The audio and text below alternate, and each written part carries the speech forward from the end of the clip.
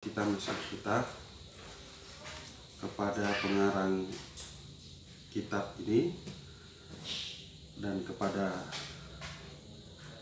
muassis ya, Jam'iyah Ahlus Sunnah wal Jamaah ila hadratin Nabi Mustafa Muhammad Rasulullah sallallahu alaihi wasallam wa alihi wasallam thumma ila rasulillah thumma ila muassis Syekh Hasim Syekari thumma ila al-muallif lahum al-Fatihah. Bismillahirrahmanirrahim. Alhamdulillahi rabbil alamin. Ar-Rahmanir Rahim. Maliki yaumiddin. Iyyaka na'budu wa iyyaka nasta'in. Ihdinas siratal mustaqim. Siratal ladzina an'amta 'alaihim ghairil maghdubi 'alaihim waladdallin. Qala al-musannif rahimahullah ta'ala wa nafa'ani bihi wa bi'ulumihi ila darin amin. Pembahasan kita minggu yang lalu masih seputar taharah ya. Sebagaimana yang telah kita kaji pada minggu yang lalu, bahwa salah satu alat untuk bersuci itu adalah, ataupun bisa dikatakan alat utama bersuci itu adalah air ya. Nah, air itu terbagi kepada tiga. Kemarin kita sudah menjelaskan 2 dari 3 kategori air yang bisa dipakai untuk bersuci, yaitu air yang suci mensucikan, yaitu air mutlak. Air mutlak itu air yang berasal dari sumber aslinya, misalnya dari sumur, air hujan, air laut, itu air mutlak. Yang kedua, air yang suci tetapi tidak mensucikan. Airnya suci tetapi tidak bisa dipakai untuk bersuci. Itu adalah air mustakmal. Air yang bekas dipakai untuk bersuci itu tidak bisa dipakai bersuci lagi.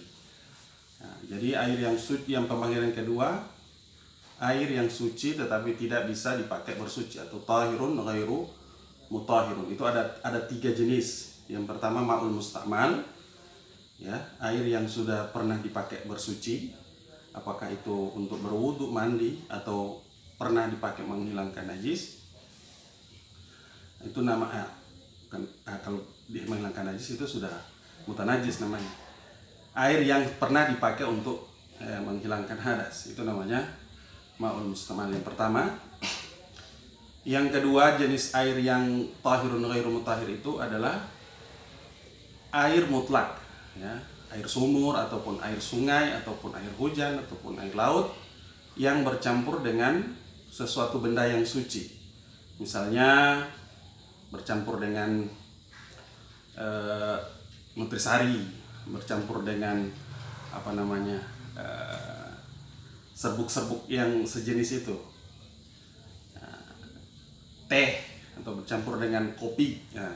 Itu masuk kategori air yang suci tetapi tidak bisa dipakai untuk bersuci. Dia hanya bisa dipakai untuk konsumsi. Nah, yang ketiga, air yang suci yang lagi tidak bisa dipakai bersuci itu adalah benda-benda cair lainnya yang bukan air.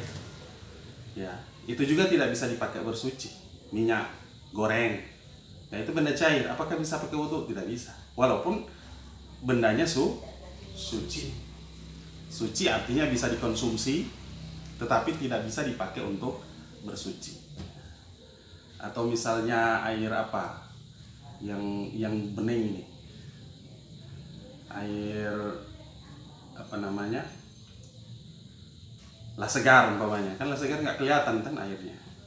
Nah, itu juga tidak bisa, walaupun kelihatan seperti air mutlak ya, tetapi itu kan sudah bercampur, ada zat-zat yang bentuknya itu mirip dengan air, sehingga ketika dicampur tidak nampak, tetapi rasa dan baunya itu berubah. Nah, itu namanya air yang suci tetapi tidak bisa dipakai untuk bersuci, tidak bisa berwudu dan segala macam. Nah, itu pembagian yang sekarang masuk pada pembagian yang ketiga. Jenis air yang ketiga adalah air yang bernajis. Nah, air yang bernajis itu tidak bisa dipakai sama sekali untuk bersuci. Kalau 2 sebelumnya kan tahirun mutahhirun. Yang pertama suci bisa dipakai untuk bersuci. Yang kedua, suci tidak bisa dipakai untuk bersuci. Nah, yang ketiga ini itu tidak bisa sama sekali. Tidak bisa dikonsumsi karena dia mutanajis, apalagi untuk tahara. Apa itu? Al-qismus salis, pembagian air yang ketiga adalah al-ma'un najis, air najis. Yang dimaksud dengan air najis itu apa? Wa huwa ma waqa'at fihi najasatun. Ma atau air yang jatuh najis ke dalamnya. Itu namanya air najis. Air yang terkena najis. Jadi air pada dasarnya itu adalah suci. Kapan dia bernajis? Ketika jatuh najis ke dalam air tersebut. Itu airnya berubah menjadi air mutanajis ataupun air najis. Dengan catatan di sini dibilang fa'in waqa'na li'annal ma'afil asli tahirun. Air itu pada prinsipnya, pada dasarnya adalah semua air itu suci. Fa'in waqa'a fihi najasatun, apabila jatuh najis ke dalam air, wa ghayyarat launuhu aw ta'muhu aw rihuhu, dan berubah warnanya air, ta'muhu rasanya air, aw rihuhu atau baunya. Nah, dari ketiga jenis itu fayatanajjisu. Itu. Jadi air pada prinsipnya semua air itu suci. Nah, kapan dia berubah jadi air najis yang tidak bisa dipakai sama sekali? Ketika jatuh najis dalam air tersebut. Dengan catatan, waktu jatuh najis tersebut, salah satu dari ketiga sifat ini atau ketiga-tiganya berubah. Nah, itu baru air itu bisa dikategorikan air bernajis. Misalnya, begitu jatuh najis ke dalam air tersebut, warna air tersebut berubah. Nah, itu airnya sudah dikategorikan air bernajis. Ataupun berubah rasanya, tidak seperti air pada asalnya, tapi sudah berubah rasanya, asinkah atau apa, gara-gara jatuh najis dalamnya. Ataupun baunya yang berubah. Nah, jadi itu, kalau salah satu dari ketiga sifat air itu berubah dengan sebab jatuh najis ke dalamnya, maka air tersebut digolongkan dengan air mutanajis atau air yang bernajis. Dasarnya mana? Sabda Rasulullah SAW yang disebutkan dalam sebuah hadis, diriwayatkan oleh Ibnu Majah. Hadisnya berbunyi gini: Al-ma'u tahurun. Sabda Rasulullah bahwa air itu pada prinsipnya suci, tahur. La yunajjisuhu syai'un illa ma ghayyara ta'muhu aw rihuhu. Air itu pada prinsipnya adalah suci. Tidak bisa menajisi air tersebut oleh sesuatu. Sesuatu tidak bisa membuat air itu najis illa kecuali ma ghayyara ta'muhu aw rihuhu. Kecuali sesuatu itu bisa merubah warna air, rasanya, dan merubah bau air. Itu bunyi teks hadisnya. Maka berdasarkan hadis tersebut, apabila jatuh najis ke dalam air dan salah satu dua sifat ini berubah, ta'muhu, warnanya, rasanya dan baunya, maka air tersebut digolongkan kepada air mutanajis, air yang tidak bisa dipakai. Bagaimana dengan warna air? Nah, dalam teks hadis tersebut yang disebutkan cuma dua, bahwa air najis itu air yang berubah, air yang jatuh najis kepadanya dan berubah rasanya dan baunya. Di dalam hadis tidak disebutkan warnanya. Kenapa di fikih dibilang salah satu kategori ada tiga ditambah warna? Waqasal ulama al-launu alaihima. Warna itu dikiaskan kepada bau dan rasa. Jadi dalam hadis yang disebutkan air najis itu air yang berubah cuma dua, rasanya dan baunya. Adapun warna tidak disebutkan dalam hadis. Nah, kemudian warna ini apa? Warna ini dikiaskan kepada bau dan rasa. Jadi ketiga kategori. Air yang bernajis itu air yang jatuh najis dalamnya berubah salah satu dari tiga ini. Warna, rasa, bau, dan warna. Wa in waqa'at fihi najasatun wa lam taghayyara ta'muhu aw launuhu aw rihuhu fa innahu yufarriq baina halatain. Nah, tadi disebutkan bahwa air yang bernajis itu air yang jatuh najis ke dalamnya kemudian berubah salah satu dari tiga sifat. Bagaimana kalau seandainya tidak berubah? Air tersebut jatuh najis tetapi tidak berubah. Warnanya tidak berubah, warna rasanya tidak berubah, bau airnya masih tetap semula. Tetapi kita lihat ada najis dalam, misalnya ada tai cicak di dalamnya, ada tai ayam jatuh ke dalamnya, dalam air itu. Tetapi tidak berubah, tidak merubah warna airnya, masih seperti semula. Nah, itu bagaimana hukumnya? Fa innahu yufraku baina halatain. Nah, itu dikelompokkan menjadi dua jenis air, dua macam model hukumnya.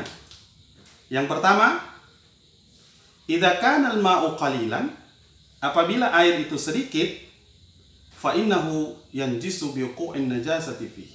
Kalau air yang jatuh najis itu sedikit, fa innahu yanjisu bi wuqu'in najasati fihi, maka air tersebut bernajis bi wuqu'in najasati fihi, dengan disebabkan jatuh najis fihi, padanya air. Gitu. Fa in sawa'un kanatin najasatu katsiratan au qalilatan. Apakah najis itu sedikit ataupun banyak? Nah, ini pengertian yang kedua.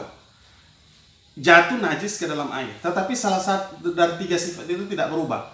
Warnanya masih warna asli air, baunya masih bau dasar air, warnanya juga masih jernih. Tetapi kita lihat di dalamnya ada jatuh najis. Bagaimana hukumnya? Nah, ini ada dua kelompok. Nah, contoh seperti najis yang sedikit jatuh ke dalam air, kariz zazil bauli ghairi, seperti percikan kencing dan seumpama. Biasanya kalau orang kencing atau percikannya itu kencing di tanah, kan ada percikannya itu muncrat, nah jatuh misalnya ke dalam air dalam ember. Nah, kencing itu kan najis, jatuh ke dalam air yang sedikit, yang air dalam ember itu. Bagaimana? Wasawa'un kanatil ma'u jariyan au am rakidan. Apakah air tersebut mengalir ataupun air itu tergenang? Nah, itu tetap bernajis. Itu yang pertama. Jadi, meskipun dengan jatuhnya najis ke dalam air tersebut dan salah satu tiga sifat air tidak berubah, kan tetapi karena airnya sedikit tetap dikelompokkan sebagai air yang bernajis. Gitu. Jadi air yang sedikit, kapan jatuh najis ke dalamnya, itu tidak perlu melihat perubahan dari tiga sifat itu. Secara konstan, secara otomatis dia digolongkan kepada air yang mutanajis. Nanti air yang sedikit dan air banyak itu bagaimana ukurannya akan dijelaskan sebelumnya. Jadi itu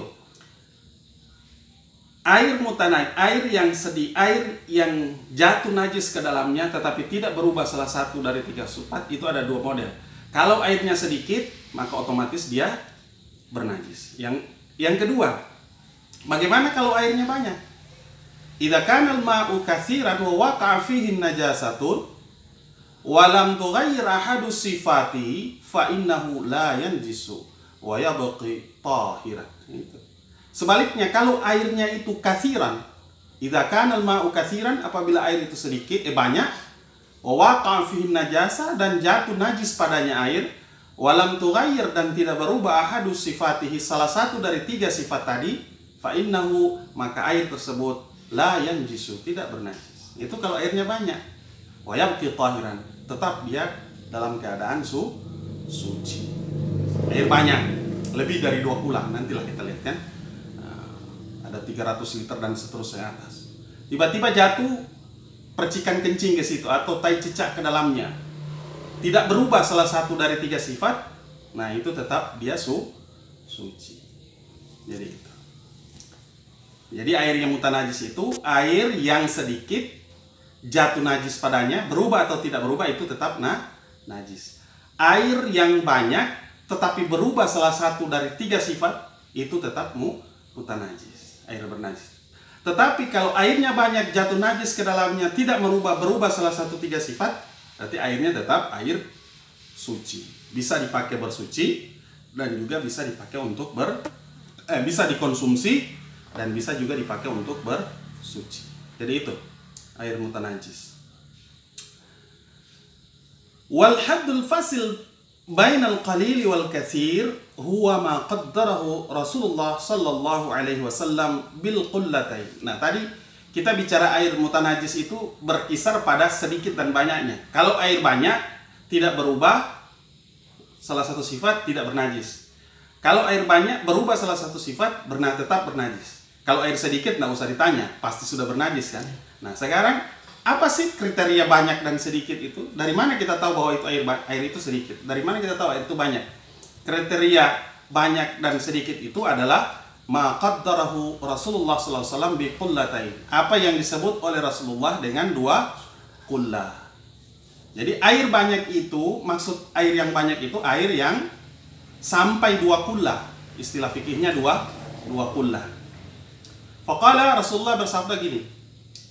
Qala alaihi salatu wassalam, idza balagha al-ma'u qullataini fa innahu la yahmilul khabath. Apabila air sampai 2 qullah, maka air tersebut tidak menanggung najis. Dalam satu lafaz, itu matan hadisnya satu, ada dalam matan yang lain disebutkan lam yunajjishu syai'un. Air tersebut tidak ada sesuatu pun yang bisa menajisi air itu. Jadi ada 2 model teks hadis. Idza balagal ma'ul qullatain fa innahu la yahmilul khabas. Hadisnya yang pertama, itu teks yang pertama. Teks yang kedua, idza balagal ma'ul qullataini lam yunajjishu syai'un.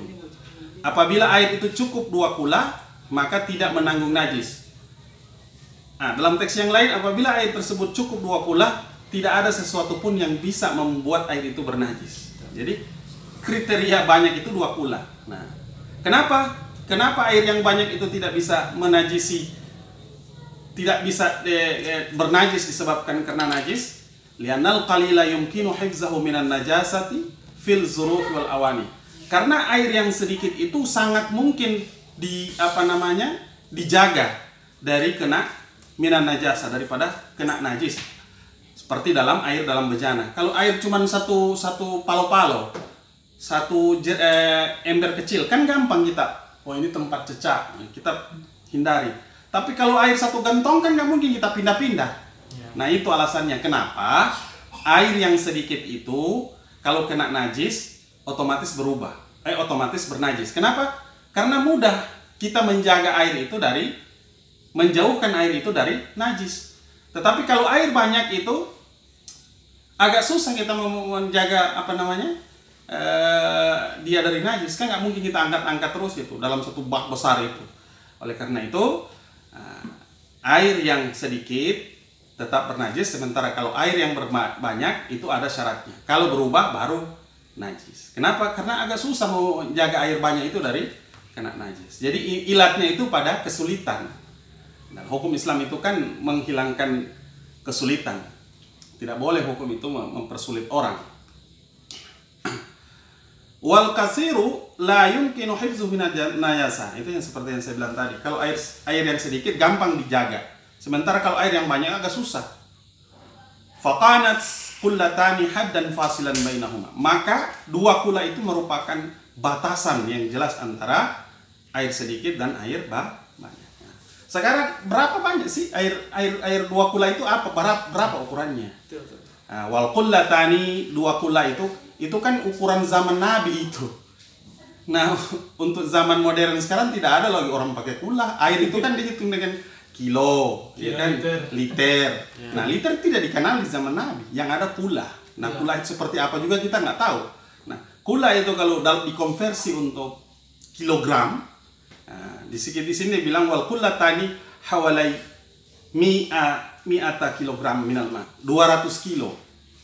Kalau dikonversi untuk ukuran sekarang, volumenya kurang lebih 200 kg air. Itu sudah kategori 2 qullah, sudah banyak. Ya. Ataupun 200 liter. 200 kg ataupun 200 liter. Itu sudah masuk ukuran 2 qullah. Ketika 200 kilo atau 200 liter, nah itu tidak bernajis selama tidak berubah salah satu dari 3 sifat. Wa qaddaraha ba'duhum bima yusawi. Ada sebahagian orang memberikan mengkonversi qullah tadi itu dalam 204 kg. Ada juga kelompok lain yang bilang bahwa 2 qullah itu 85 kg atau 192 kg. Nah, Wa dzalika taqdiru bil qullatani litaqrib. Ukuran-ukuran yang tadi 200 kilo, 204 kilo, 85 kilo, 192 kilo, itu adalah ukuran yang mendekati. Kurang lebih seperti itu. Kurang lebih dua kulah itu adalah ukuran-ukuran yang tadi. Fa inna qasa minha syai'un lam yu'athir. Apabila kurang dari itu tidak mengapa. Jadi ya itulah, kurang lebihnya begitu. 2 kulah itu 200 kilo. Kalaupun kurang-kurang sedikit ya tidak apa-apa. Berarti sekitaran itu sudah. Air sudah 2 kulah itu berarti sudah digolongkan kepada air yang banyak. Nah, kalau air yang banyak baru bernajis kalau baru berubah, salah satu dari sifat. Baik, lanjut. Wa in kanatin najasatu mimma la yudraku hatarfu, apabila jika najis yang jatuh ke dalam air tersebut mimma la yudraku hatarfu, najis yang tidak bisa dilihat oleh kelopak mata kita, contoh seperti ghubar, debu, fala tanjisul ma, maka itu tidak menyebabkan air itu bernajis. Gitu. Ada debu yang ya dari mana lah, dari kotoran sapi yang sudah mengering, ya kan? Tiba-tiba diterpa angin, nah debu dari khas kotoran sapi itu kan najis, tai sapi itu kan najis, misalnya bertebangan jatuh ke dalam air yang ada dalam ember. Nah, kita nggak bisa lihat, cuman kita yakin karena kita lihat udara kan ada udara, ada angin kencang, di sini ada tai sapi kering dan ada debu yang ke sana, kita yakini bahwa itu debu dari situ. Tapi tidak, kalau di air kita lihat nggak kasat mata, tidak bisa terlihat. Nah itu bagaimana? Itu walaupun airnya sedikit tidak bernajis, itu dimaafkan. Gitu ya. Wa kadza idza kanatin najasatu mayitatan la nafsalaha sa'ilatun. Begitu juga apabila najis yang jatuh tersebut adalah kategori bangkai mayit la nafsalaha sa'ilah. Ai laisa laha damun yasil, mayat yang tidak ada darah, bangkai yang tidak ada darah mengalir. Contoh seperti bangkai lalat, zubab. Lalat itu kan kalau mati kita belah kan nggak ada darahnya. Nah, lalat mati itu kan bangkai mayat, najis itu. Sebenarnya asal hukumnya najis. Jadi kalau najis jatuh ke air, airnya nggak bisa dikonsumsi sebenarnya. Nah, itu kalau hukum dasar najis. Nah, tetapi dalam fikih itu dimaafkan. Bangkai lalat, kazubab. Pokoknya jenis-jenis bangkai yang tidak ada darah di dalamnya mengalir. Semut, bangkai semut mati. Biasanya kan di teh. Ya. Teh itu sebenarnya nggak bisa, hukum asalnya itu najis, tapi dimaafkan gitu. Karena agak susah menghindar dari yang begitu. Kenapa? Nah, kalau khusus untuk lalat itu karena disebutkan dalam hadis. Kata Nabi begini, liqauli sallallahu alaihi wasallam, bangkai lalat itu tidak bisa menajiskan air karena ada teks hadisnya. Idza waqa'a dzubabu fi ina'i ahadikum famquluhu ay aghmisuhu. Idza waqa'a, apabila waqa'a jatuh dzubab lalat fi ina'i ahadikum, di dalam bejana salah satu kamu, maksudnya di cangkir atau di ember atau di palo-palo, di gayung dan segala macam, jatuh bangkai lalat itu, famkuluhu, benamkan seluruhnya. Biasanya kan lalat kalau jatuh di air kopi atau air teh kan mengapung dia, atau sebelah sayapnya. Nah, bagaimana kata Rasulullah, kalau kelihatan seperti itu ada bangkai lalat di air, tenggelamkan ke dasar air itu. Kenapa? Fa inna fi ahadi janahaihi daun wa fil akhara dawaun. Kenapa? Karena di salah satu kedua sayap lalat itu ada penyakit dan juga ada obatnya. Jadi kan dua sayapnya, sayap kiri, sayap kanan. Tapi kita nggak tahu di dalam hadis ini cuma disebutkan pokoknya di kedua sayap lalat itu ada obat dan ada penyakit dan ada obatnya. Makanya kalau dia jatuh ke air minum kita, misalnya di dalam mok atau ceret, ada kita waktu kita mau minum lihat ada lalat. Menurut hadis ini ya, kalau dia masih mengapung, tenggelamkan.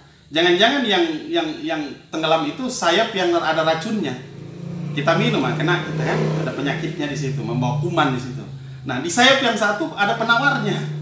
Jadi untuk supaya selamat menurut hadis ini, bagaimana kalau tenggelamkan sekalian biar dua-duanya. Gitu. Ada penawarnya lah istilahnya.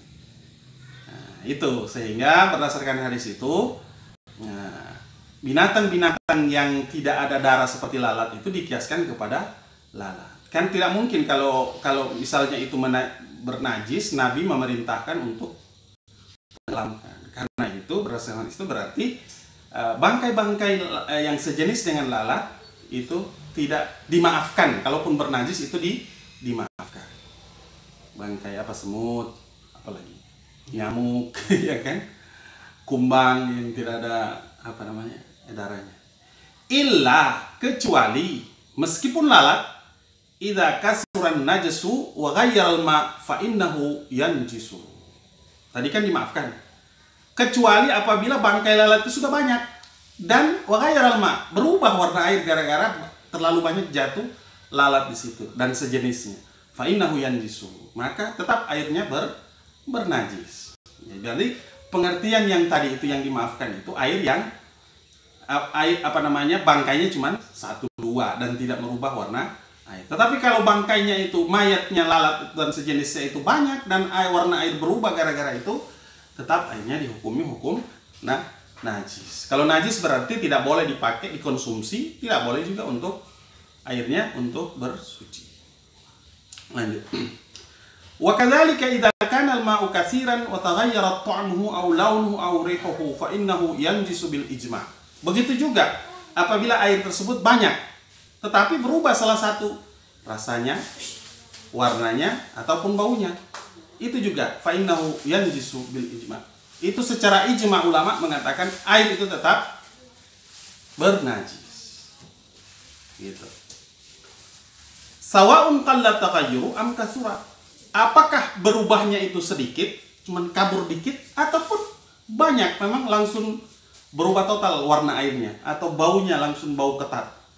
Nah, itu. Yang penting berubah salah satu, warna, bau atau rasa, itu sudah bisa digolongkan dengan air najis. Itu ijma' ulama. Seluruh ulama fikih sepakat. Walaupun fikih yang kita kaji ini adalah fikih Syafi'i. Nah, ini yang kita kaji ini bukan fikih perbandingan. Ini khusus dalam mazhab Syafi'i. Nah, tetapi kalau dalam masalah air tadi, kalau dia berubah, tetapi seluruh ulama sepakat itu airnya air najis. Kalau air itu najis bagaimana? Fal ma'un najisu la yasluhu li tathhiri nihaiyan. Fala yasih. Kalau air itu najis maka tidak boleh digunakan untuk bersuci sama sekali. Sama sekali tidak boleh dipakai untuk bersuci. Kalau begitu fala yasihu bihi raf'ul hadas. Kalau tidak bisa dipakai bersuci, maka tidak sahlah dengan menggunakan air tersebut, air najis itu mengangkat hadas.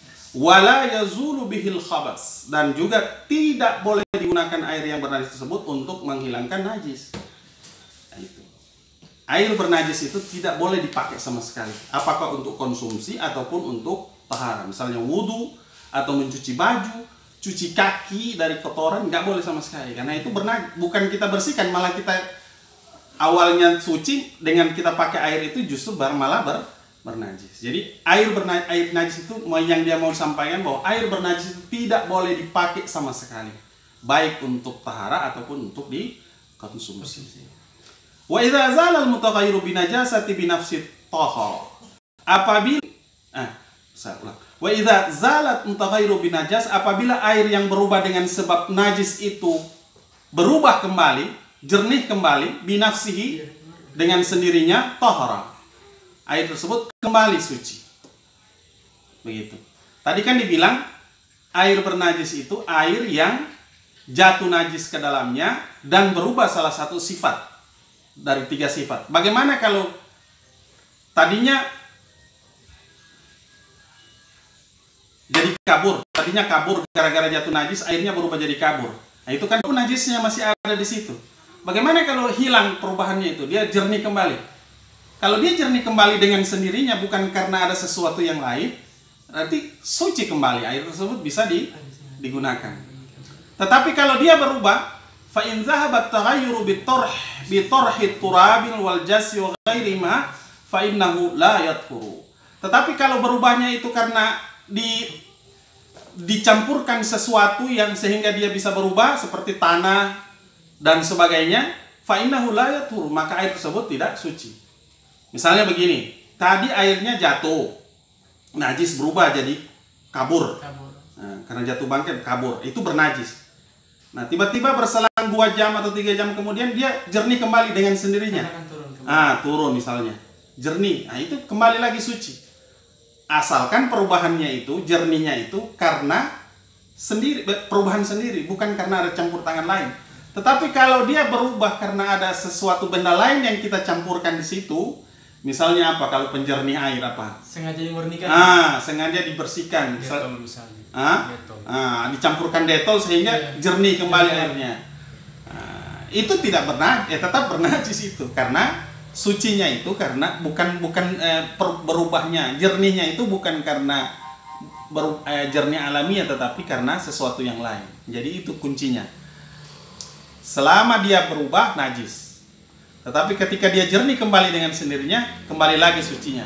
Tetapi kalau jernihnya itu karena dicampur sesuatu pemutih, sehingga air itu berubah jernih, itu tetap najis.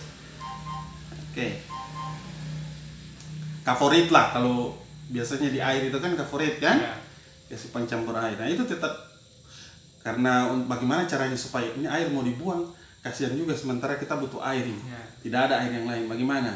Nah, dicampur kaforit biar dia jernih kembali, tetap bernajis itu, karena sudah disengaja. Cuma DP kuman mati, tetapi airnya tetap air bernajis. Nah, itu selesai masalah air. Sekarang kita masuk pada, masih bisa lanjut tak? Bisa. Kita masuk pada pasal yang kedua. Ini dia masalah air sudah selesai. Sekarang kita masuk ke najis. Karena tadi kan terakhir bicara tentang najis. Najis itu apa sih? Nah, ini akan dijelaskan apa ini maksud dengan najis.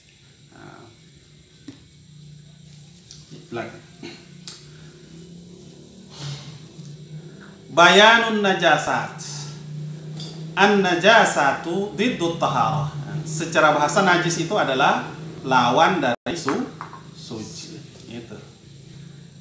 Nah, yang dimaksud najis itu ya lawan suci. Yang bukan suci itu najis. Cuman 2. Kalau bukan suci ya bernajis. Itu bahasa mudahnya. Wahya. Najis itu ada 2 kelompok. Dikategorikan, diklasifikasikan menjadi 2 jenis. Yang pertama, najasatun haqiqiyatun au ainiyatun. Atau najasatu haqiqiyatin au ainiyatin.